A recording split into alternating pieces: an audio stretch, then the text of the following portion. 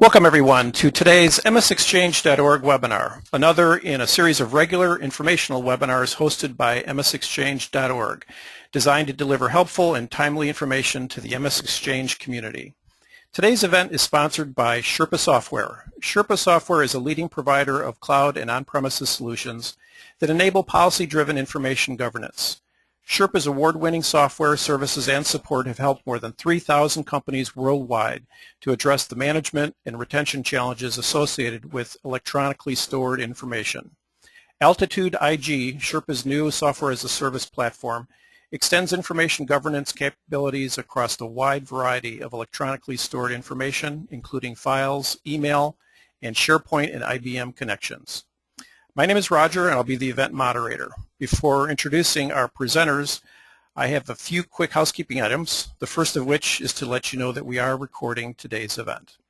All participant lines are muted, so if you need any assistance during today's event, please use the questions feature at the bottom of the control panel. Send me a note and I'll try to give you assistance.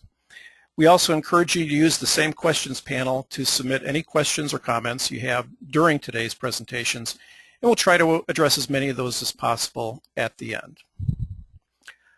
Our speakers for today are Karen Schuler and Rick Wilson. Karen Schuler consults with companies that provide or are faced with eDiscovery, computer forensics, and information governance challenges.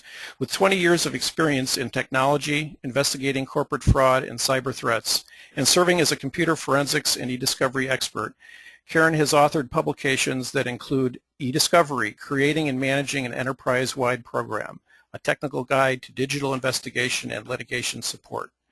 Karen has also been published in magazines such as Bloomberg Businessweek and Fortune, and she has presented at numerous industry-leading conferences. Also joining us today is Rick Wilson. Rick is a strategy and solutions executive with Sherpa Software and an AIM-certified information governance practitioner. He regularly works with Sherpa Software clients to formulate solutions that meet their unique information governance needs. Rick has been closely involved with the design and development of Altitude IG, Sherpa Software's software-as-a-service offering, and he has led projects for several high-profile clients. And now, Rick, I will turn it over to you to get things started. Great. Thank you, Roger, for that introduction, and thank you all for joining us today. Many of you may recognize this photo of Vince Lombardi, one of the winningest professional football coaches in history. This was taken on the first day of Green Bay Packers training camp. Lots of folks know about Coach Lombardi's famous speech about winning, but not as many know that he opened training camp every year with the same 4 words: "Gentlemen, this is a football." At the start of each season, he wanted everyone in that room to revisit the fundamentals of football, even if they'd been playing for him for years. We plan to follow Coach Lombardi's example today by recapping some of the fundamentals of sound information governance for you. To help form that foundation, we'll be focusing on 3 key areas today: the importance of information governance, the elements to consider when creating an information governance program, and then we'll wrap up with some tips on implementing information governance in your own enterprise. So at this point, I'm going to hand off the presentation to my co-presenter, Karen Schuler, to begin speaking about the information of important information governance. Thanks, Rick. Hi, everyone. It's nice of you to join us today, and we appreciate you taking the time. We wanted to talk to you a little more about the role that information governance plays within the organization, its importance, and how to accomplish your goals. Just a few key points to consider, which we've highlighted on this slide. First, information, data, records, electronic assets, or as some of us call it, electronically stored information, or ESI, should be considered a vital corporate asset. We'll collectively term these items as information for today's presentation. Next, like other corporate assets, your information requires management, protection, monitoring, and response standards during its life cycle. You cannot just create it and forget about it, or set it and forget it. It really requires the same tracking and management that is afforded to other assets throughout the organization. But obviously, this comes with challenges because information is typically used on a daily basis.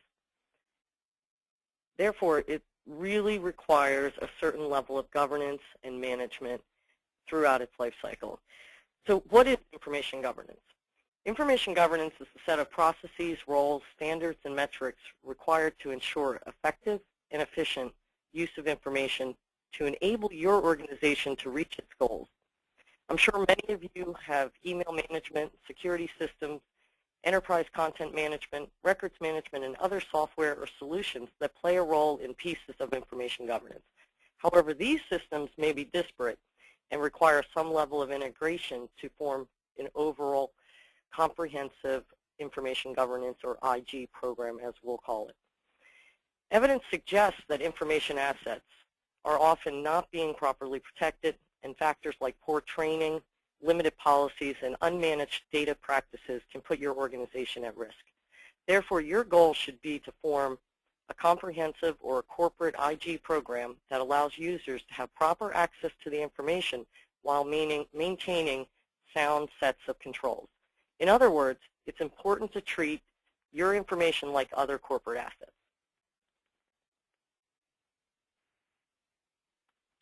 Now to move on to a little broader picture.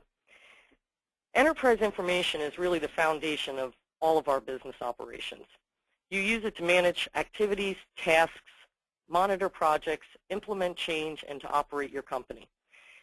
Every aspect of your company is impacted by well-governed or poorly governed information. However, there's a flip side to this. In the past, information governance was not recognized as a key corporate initiative. However, executives today are realizing that it's a very important corporate initiative. If you're not one of those organizations that's made the change, maybe the following snippets of information will help your company change its mind. I'm going to walk you through each of the key points on this slide to provide some background about how poor controls can negatively affect your company, which is followed by Rick discussing in greater detail how a comprehensive information governance program could actually positively result or drive positive results for your organization. So first, we often hear that records management is not a top priority. However, companies that do not have a strong records management program are unable to control the growth of records, which impacts typically the IT policies that you might consider policy enforcement. Additionally, the inability to control the creation and growth of records could result in increased storage costs as well as increased eDiscovery costs. Ultimately, records management is a key element to forming a sound information governance program. Next on the slide, policy enforcement, which spans a wide spectrum throughout the company.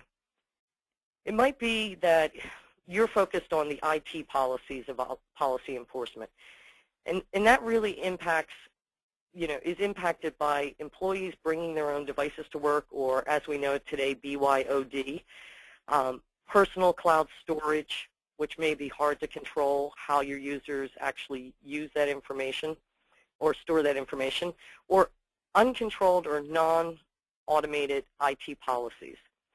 It might be your ability to control information life cycles or the ability to implement a defensible deletion program that is driving the need for stronger IT policy enforcement. It could also be the result in overcollection, or it could also result, in overcollection during a legal matter that requires eDiscovery. Ultimately, your policy enforcements might impact all of the other areas that you see on this slide. eDiscovery, as I call it, a beast in and of itself. eDiscovery costs continue to rise, and it's not that the cost of the actual eDiscovery is increasing on a day-to-day basis. It's that we have more data to handle. So it's typically that we need to over-collect because the company is unable to find the appropriate information, or it may be that we don't know where the locations are, and so we have to sort through lots of data stores before we actually find it. All of these issues actually result or could result in higher costs for culling, hosting, reviewing, and producing electronically stored information, or ESI. If there was ever an area that impacts your bottom line, it's eDiscovery. A recurring theme I've heard over the years is, I don't know where my information is. It's a common problem that hopefully Rick is going to help you address by discussing the Corporate Information Governance Program. Next on the slide, the security and privacy area. With the prevalence of data breaches over the last several years, this is a growing concern for IT and security teams, as well as their corporate executives. For example, Ponemom's benchmark study reported in March of 2014 shows that the economic impact of one or more data breaches for a healthcare organization ranges from less than $10,000 to more than $1 million over a 2-year period. While this is a slight decrease from the previous year, it still indicates that it could be a significant negative financial impact to your business. So keep in mind that privacy of customer or patient information is more important than ever. If your company experiences a data breach of, say, customer information, there's a good chance you're going to lose stakeholder or customer confidence, which we all know negatively impacts the bottom line. So we strongly believe that in your information governance program, security and privacy needs to play a very significant role. And then finally, defensible deletion. While it's a bit of a buzzword in the industry today, it really is part of your information governance program that should not be overlooked. You're probably asking why. Well, all of the preceding categories I mentioned are impacted by the inability to get rid of information. For example, records continue to grow if you have not established a sound disposition program. Policies are more difficult to enforce if information continues to grow. eDiscovery costs continue to rise if you keep everything. And finally, it's harder to maintain security and privacy if you keep all of the information you've had through the life of the company. So add in there somewhere, or think about running annual cleanup days, or taking a good hard look at information that just might be so dated and not useful any longer, or that you might not need to retain for retention purposes. So taking all of these elements into consideration, we designed the next 2 sections for Rick to discuss aspects that could help you create an information governance program, as well as some of our recommendations for you to consider when implementing the plan. So I'm going to turn it back over to my colleague Rick, and we can go on from here. Great information, Karen. Thank you. So now that we have a better understanding from Karen's perspective on the business drivers behind information governance, we'd like to focus in on a couple of key areas with regards to implementation. So let's start with elements to consider when creating your information governance program. In our experience, effective information governance programs really focus on 6 key elements or areas of the business. We're going to take a look at these each in more detail: visibility and transparency, enforcement and compliance, legal and eDiscovery, storage management, retention and disposition, and then that privacy and security that Karen was discussing earlier. At the outset of your initiative, it's important to gain executive-level buy-in to ensure your efforts are supported. It's also really important to socialize the information governance initiative throughout the company. We want to make sure that everybody's on board and understands not only what we're trying to accomplish in that governance context, but how vitally important it is to protect the company. This isn't just a nice-to-do initiative. We're trying to minimize risk and safeguard the corporate assets. As part of your effort for visibility and transparency, we want to make sure that you build in mechanisms to communicate the progress of your information governance program, monitor that program on a regular basis, and provide training opportunities for employees on how their efforts are going to impact those day-to-day operations from the standpoint of governance. This level of appropriate visibility and transparency throughout the organization can really aid with a successful program implementation. Conversely, a lack of the visibility and transparency can really negatively impact your program. In some extreme cases, we've seen that mean a totally abandoned effort, loss of support with your key executives, and certainly a loss of money with regards to what you've already invested in that program that you had to abandon. So really emphasizing visibility and transparency can help you avoid these outcomes, and we really can't overstate how important that is. It's often overlooked because it's one of those things that's easier to maybe not emphasize as you're constructing the program. So make sure you consider it right from the beginning. Next, it's important to think through how your company is going to enforce the policies that drive your governance implementation and how you're going to monitor the compliance with those policies. You all know this from hands-on experience with various types of content sources, that it's rarely enough to just formulate a policy and publish it without having some ability to ensure the company's in compliance, your employees are in compliance with the policy itself, and you're in compliance with your industry, government, or international standards. This key area of policy enforcement was really the main driver behind our new Altitude IG platform.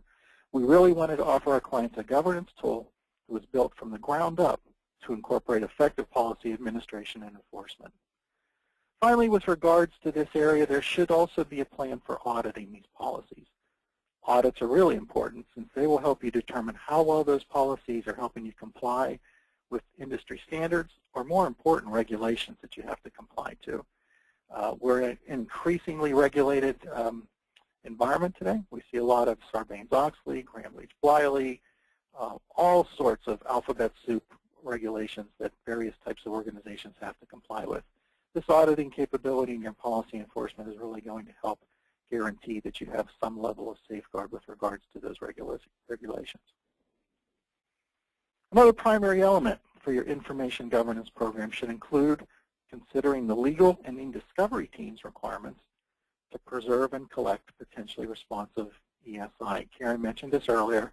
ESI, or electronically stored information, is all that content we're dealing with, from Microsoft Office files to invoices, PDF files, email, certainly a whole variety of content that's floating around in the environment today. In order to accomplish this, you need to understand where your ESI resides and how to collect it, who accesses it, how much there is. I can't tell you how many times we hear, as we engage with new clients, we don't know where all this information exists in the enterprise, and that's part of the level of discomfort.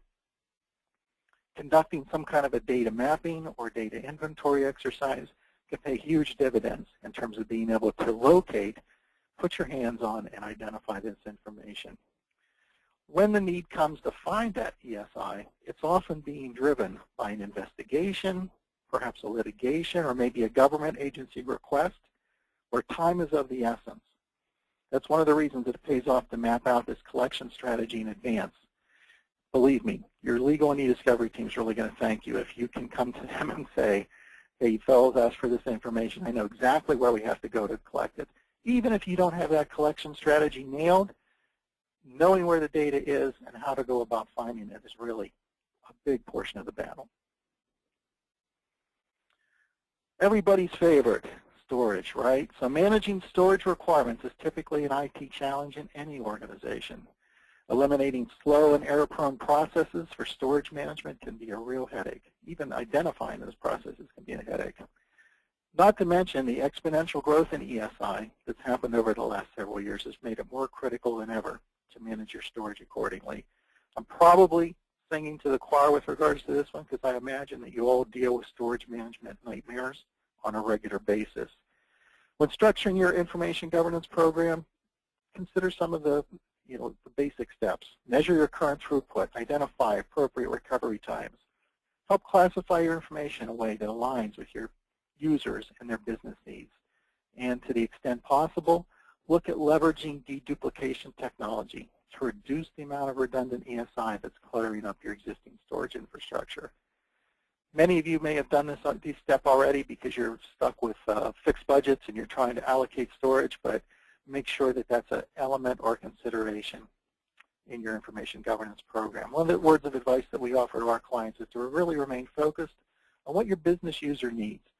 That feedback can help you tune your retention policies and strategies to include only their business critical data. Maybe going hand in hand with that whole storage management concept is looking at ways to safeguard your organization from risk with sound retention and disposition practices. We can't emphasize this point strongly enough. Don't keep everything if you can avoid it. Clearly, that's a terrible information management practice, but it can also result in other adverse side effects. Higher discovery costs, difficulty finding records, increased disaster recovery, the list goes on and on.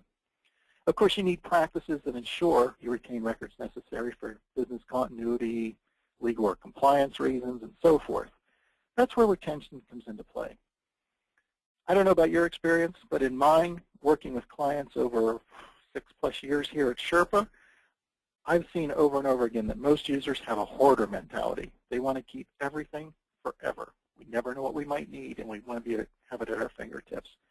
So what I usually advise our clients is to consider a retention strategy that forces your users to identify the items they want to keep.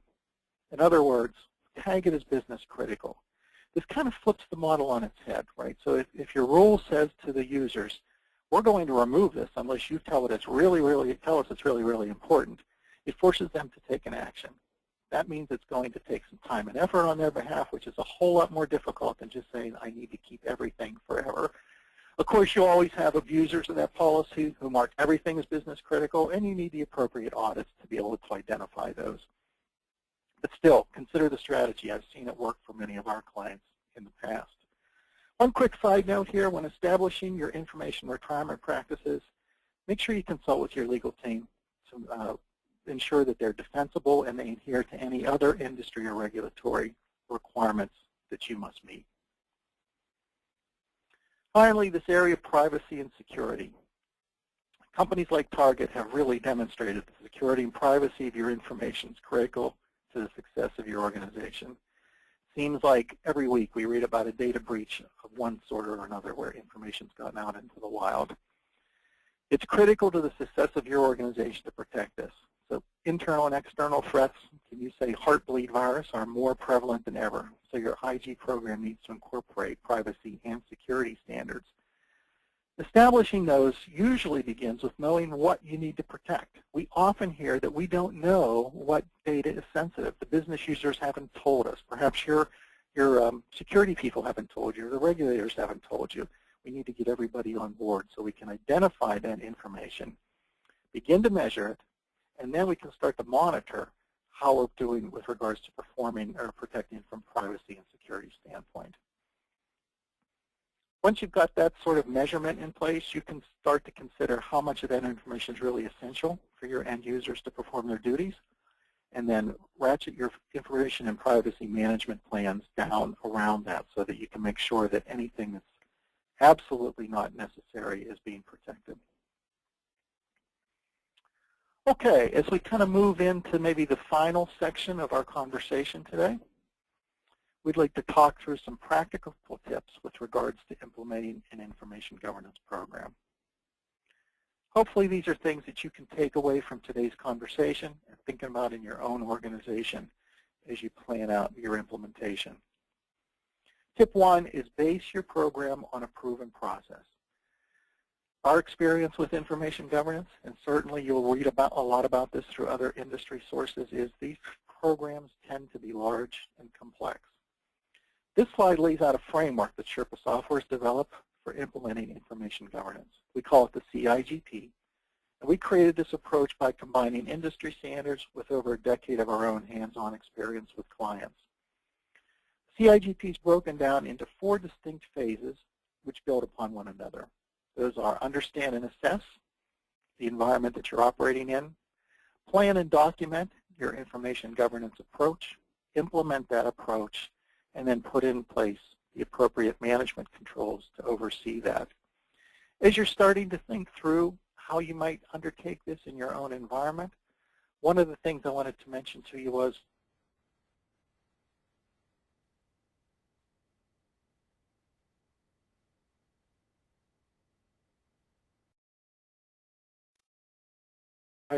the information governance program applies to a large set of corporate data, but you could probably ratchet out one particular area or perhaps one specific initiative that you can perform these 4 phases again, do the assessment, create a plan, implement a quick strategy, make sure that it's managed to demonstrate to both senior management and your users that this stuff really works.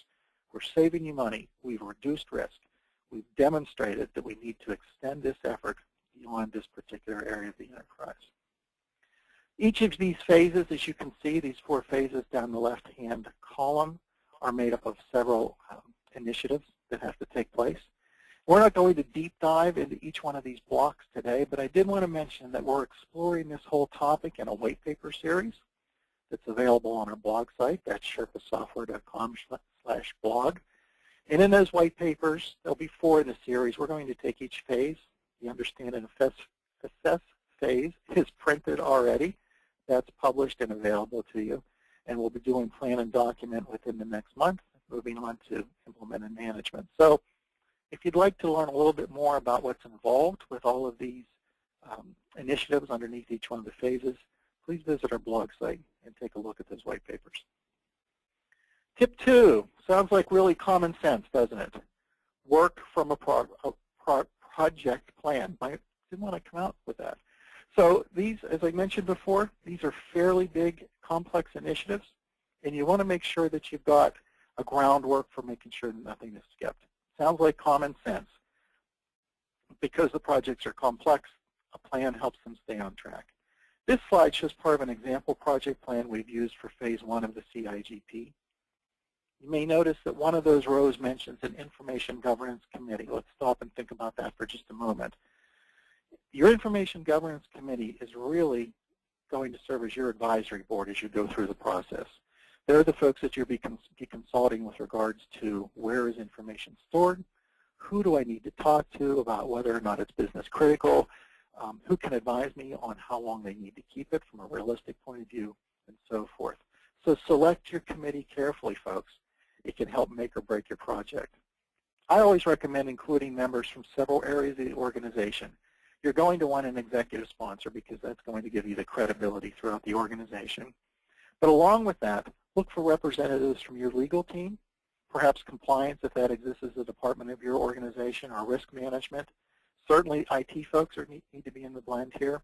Your records management people, maybe even human resources. I often extend that down to a business user level of 2 for a couple of reasons. First of all, I want those business users' perspective on what information needs to be kept in their environment. But more importantly, it goes back to that socializing the effort. If you can bring that key business user, influencer, if you will, on board for the project, they'll help promote it throughout the organization for you. One last thing here, ultimately your project plan will help you monitor progress and communicate updates across the organization. And that ties back into that visibility and transparency initiative we talked about earlier. Our tip 3 here is to do your research, do your homework, folks. So I've listed 3 resources here that you may want to consult with. ARMA, if you don't know about it, is the American Records Management Association. AIM is the Association for Information and Information Management. Actually, I think it's Information and Image Management to be precise. And EDRM is the Electronic Discovery Reference Model. I've listed the website URLs for you on this slide. If you're not familiar with these organizations, there's a wealth of content that they publish that can help you understand information governance, plan out your initiative, and perhaps get some more detail about why the business value of this initiative is so important to take to your executive team and help get sponsorship for your initiative. I recently returned from the AIM annual conference in Florida just a few weeks ago, and I can tell you firsthand it was a great event. We had hands-on presentations from AIM members who are in the throes of information governance projects right now. They were very candid in talking about what works and what doesn't work, what they've learned through trial and error, and in some cases even their failures, but they should try to avoid. So perhaps get involved with the organization. If nothing else, consult them for advice. My tip 4 here is that successful programs require partnership. Information governance is a team sport. This graphic was published by EDRM. I kind of like this graphic because it represents how different functional areas, that outside circle that talks about legal, business, privacy, IT, and RIM, how they impact the flow that goes on in the inside with regards to your information management or the flow of your information assets throughout the organization. In terms of the Information Governance Reference Model that's up on the screen here that was produced by EDRM. It's based on the generally acceptable record-keeping principles. So there is some industry research behind this model that will help you as you formulate and establish your program. So those are our quick tips. I hope that information that we provided for you today was helpful. And Karen, I think you had some closing thoughts that you'd like to share with the audience, right? Yeah, sure, Rick. So, well, thanks, Rick. That was a lot of information, and we all appreciate that. So since we're coming to the close of the session, just a few things to remember to reiterate what we talked about today. One, consider where your information is within the organization, who uses it, and rank its importance. Remember to develop that IG or Information Governance Committee so you have input from others outside of the IT or IS team. Understand your user needs, which I can't reiterate the importance of enough, but make sure you do understand what your users need before you implement a program. Because if they can't use the information, then the program's not going to be successful. And then finally, at the end of the day, just remember that doing nothing is not an option. Information is a valuable corporate asset, and in some cases, it might be your most valuable corporate asset. So remember to govern it or control it, just like you do with other assets. So that's all we had for today. We really appreciate you taking the time. Roger, do we have any questions from the audience? Thank you, Karen, and yes, we do. I'll just remind everybody again, if you'd like to send in a question or comment, please use the questions panel at the bottom of the GoToWebinar control panel on your monitor. And we do have several questions that have come in, so we'll dive right into those. First one is, you mentioned that the information governance effort requires teamwork. What advice can you offer in terms of building that team? Yeah, I'll start out, Karen, and then maybe you have some additional thoughts you want to contribute. I touched on this briefly. Really building a cross-functional team for your Information Governance Committee is going to be key here. Everybody has a different perspective on what data is important and critical to have. Some of that is based on reality with regards to the legal or regulatory environment that you operate in. Some of it's based on conjecture, and some of it's just based on people being set in their ways. Having multiple representatives on the team who can look at the data and assess it from a reality point of view is going to be very helpful as you move through that. Karen, you may have some things that you want to throw into that blend. Well, that's really well said and to the point. But the one, to kind of capitalize on what Rick said, one thing I've noticed when it comes to committees, and that you most want to avoid, or the best way to say it, you want to avoid ever discounting what someone says. Make sure if a member of the committee or someone from a business unit has a comment or a request, albeit from your perspective it might not be the most important thing, try not to discount it, because that's where I've seen these programs go awry, is when you do get a request that in your mind isn't important, but in the overall scheme of business operations, it does have a great impact on the success of the program. Okay, very good. Next question is, I'm part of IT and I receive legal hold requests from the legal team. However, we struggle to work together. What can I do to improve that situation? Karen, I'm going to throw that one to you because you've got a lot of hands-on experience with that. That's a good one. Yeah. So yeah, if you're part of the IT team, or if you're part of the legal team, but the technology representative, one of the key elements to working together is being able to communicate effectively. And what I mean by that is, if you are technical in nature, don't always use the technical language to speak with someone in another department, especially in the legal department. Give it to them in layman's terms. Try to explain to them why something might be possible or not possible. Try to explain timelines, because that is an issue when a legal hold request comes in. It's typically a fire drill. So you want to be clear on how long it might take. Consult with outside experts if you need to. Even if you don't need to hire them, if you have a pool of experts that can give you some guidance on the proper ways to phrase things for the legal team, you can sometimes use that for guidance purposes.